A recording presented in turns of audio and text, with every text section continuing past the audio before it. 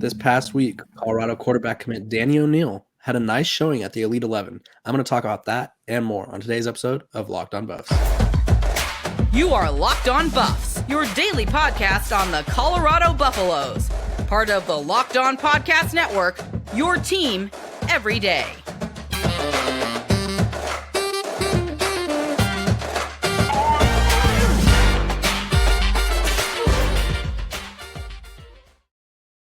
What is up, everybody? This is Locked on Buffs. I am your host, Kevin Borba, and joining me once again, John Garcia Jr., who is now at Rivals. John, thank you for joining us. Nice little reunion we got going.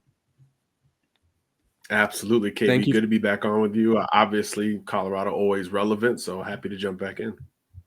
Happy to jump back in as always. Today's episode, before we dive in, is brought to you by Bird Dogs. Go to birddogs.com/lockedon and they'll throw in a free custom Bird Dogs Yeti style tumbler with every order. On today's episode, we're talking about Danny O'Neal at the Elite 11 because John was there in attendance watching all of the talented pastors of the future. We're going to talk about why people want Coach Prime, Deion Sanders in Colorado and his transfers to crash and burn. And then we're going to talk recruiting because that's what John specializes in. So John, without further ado, take it away. A little context if you don't know what the Elite 11 is.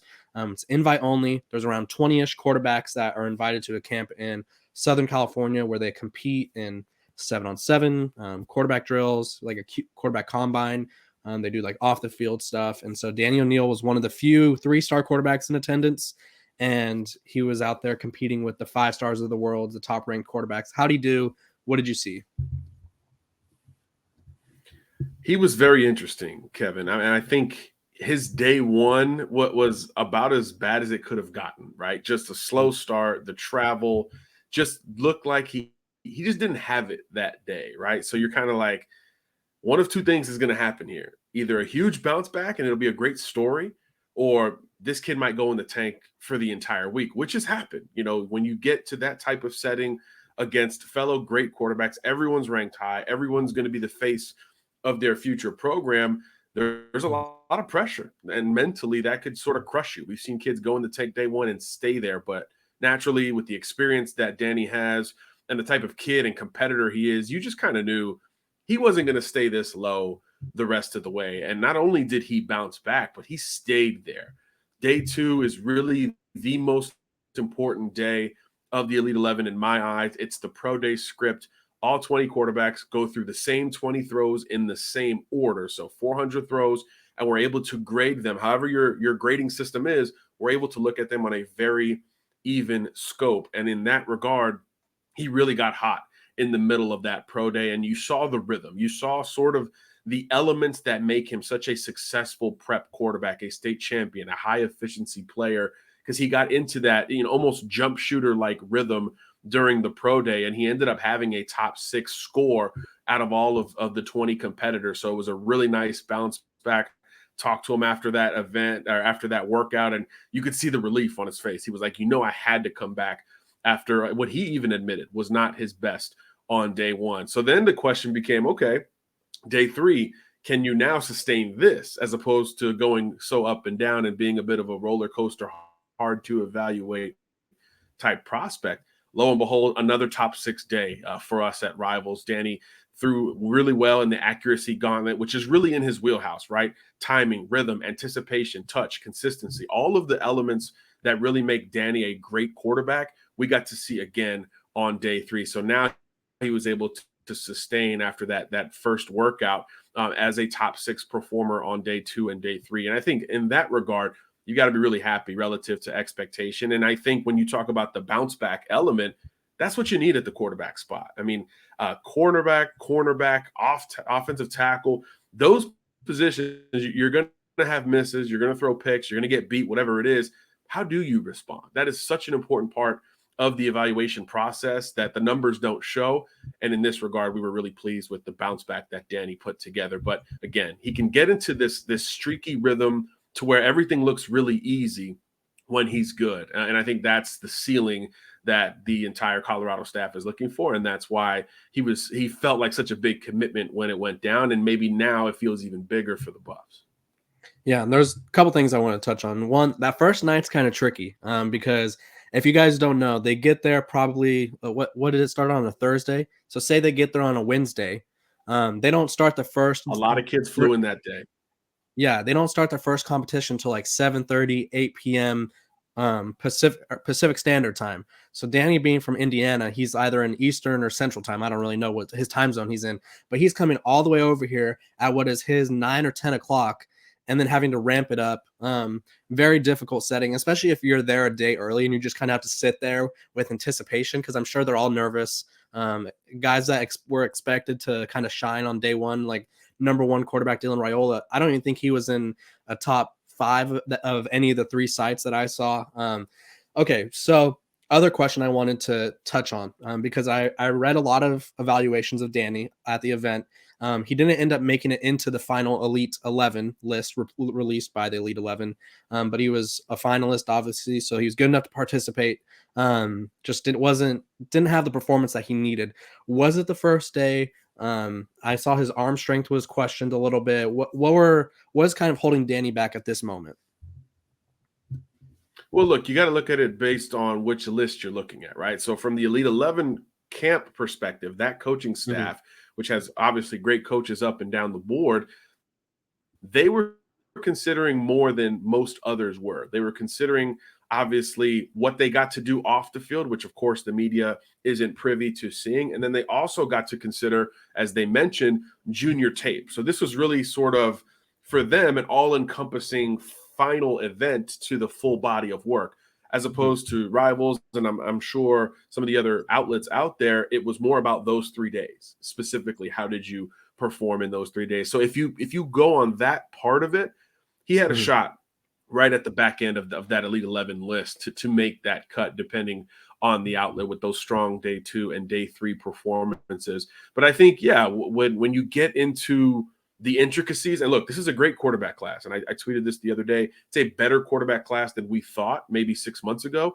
and the Elite 11 really proved that, because there were really no quarterbacks that were at the bottom and stayed at the bottom. It was a lot of bounce back, up and down kind of outings that we saw out there.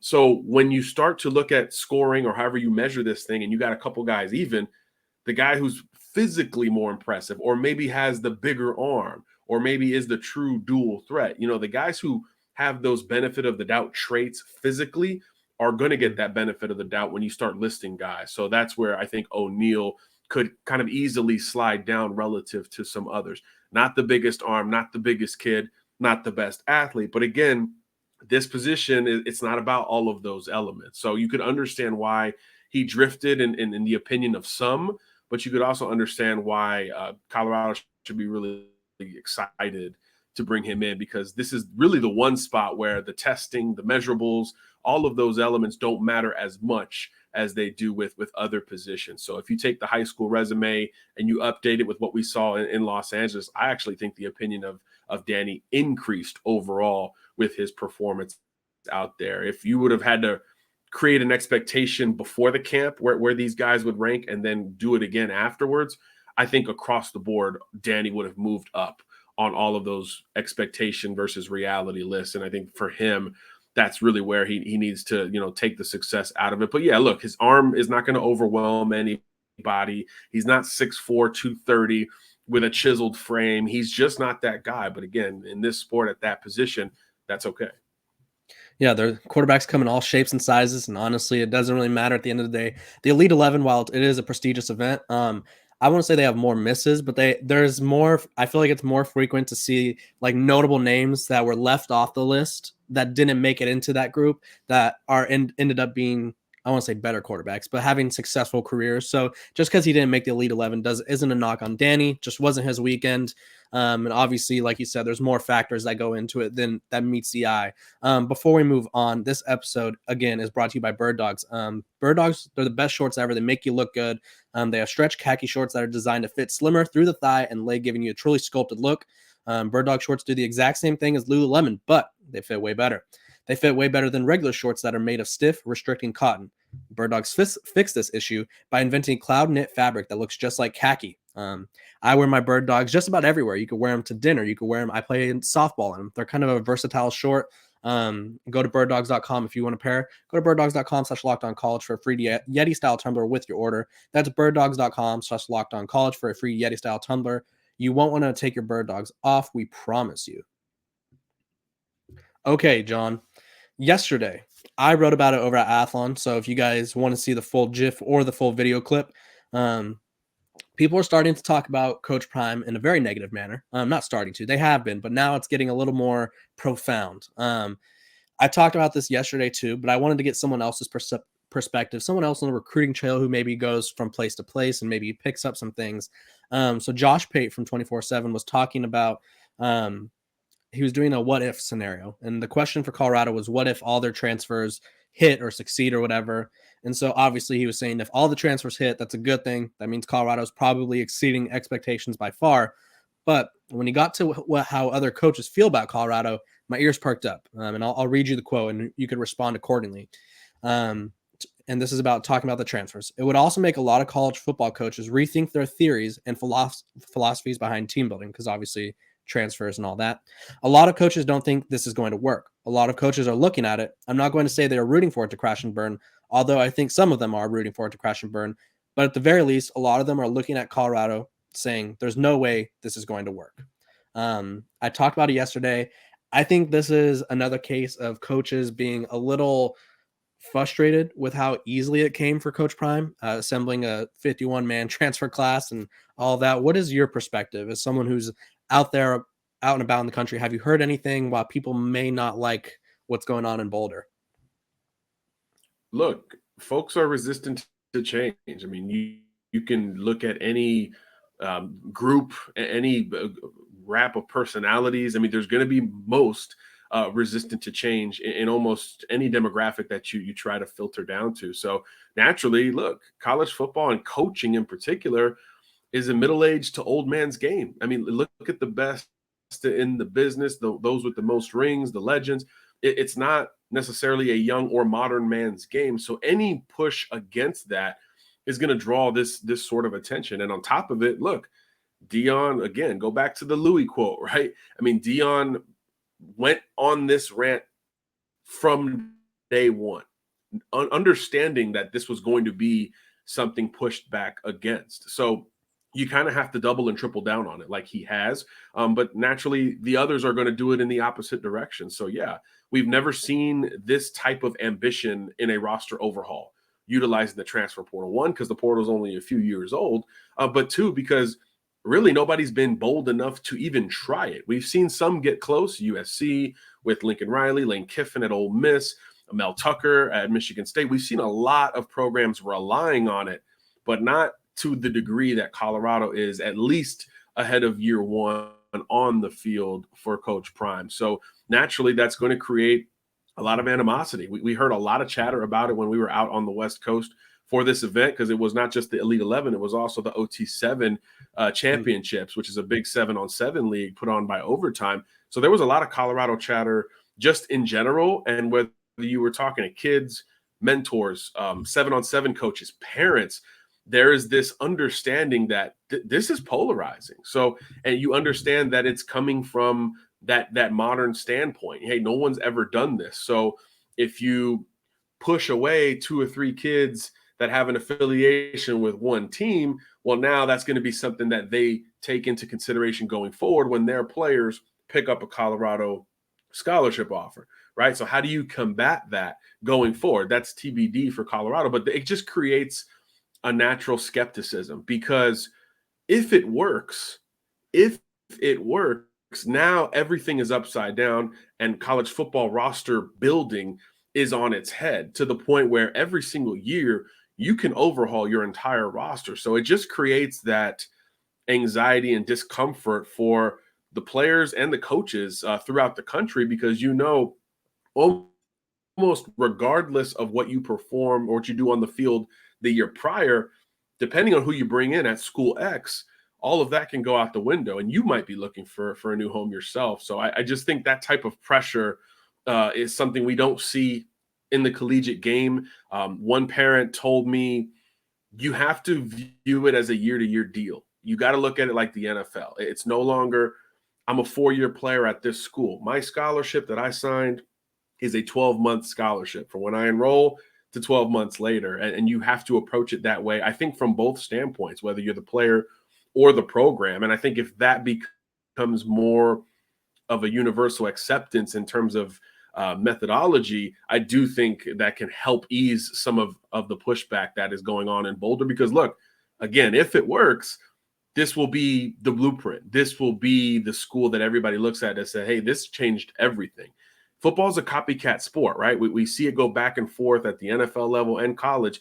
Somebody comes out with this crazy new offense, 10 schools are running it, or 10 NFL teams are running it the next year, sometimes the next week. So if this type of roster build works, especially in a strong Pac-12, then it's going to really change everything and make everybody reset some of the core values that maybe they've worked with in some cases for 20, 30, 40 years. So, of course, those who have had success in that old school model are going to push back on this one because it's different and it could work. And I think that's the most important part.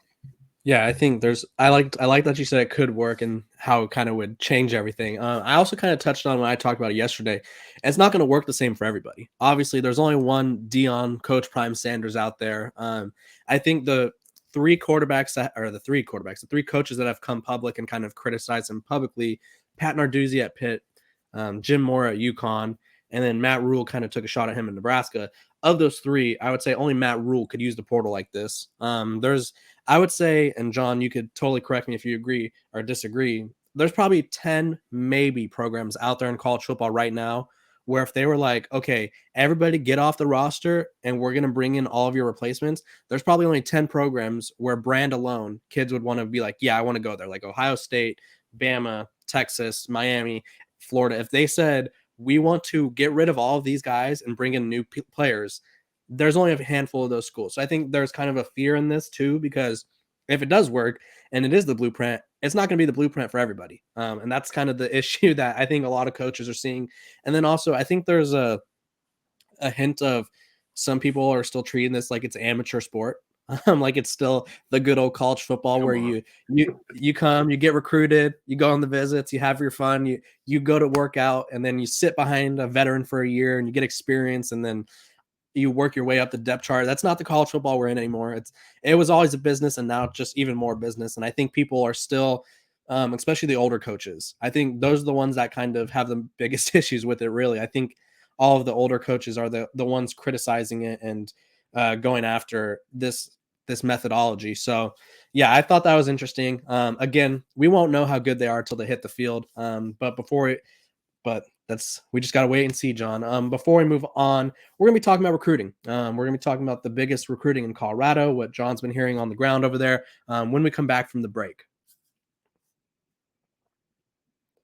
Welcome back. We're talking about recruiting, Colorado recruiting. Colorado's in the mix for a 5-star corner, Charles Lester. Does Coach Prime have it in his bag to land a third top-rated corner?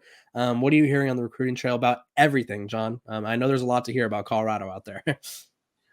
Yeah, always is when you're talking DBs and elite recruits from Florida in particular. So Charles Lester is certainly the newest name to talk about. Now it's fascinating here, and I think this kind of goes with what we just talked about in the last segment.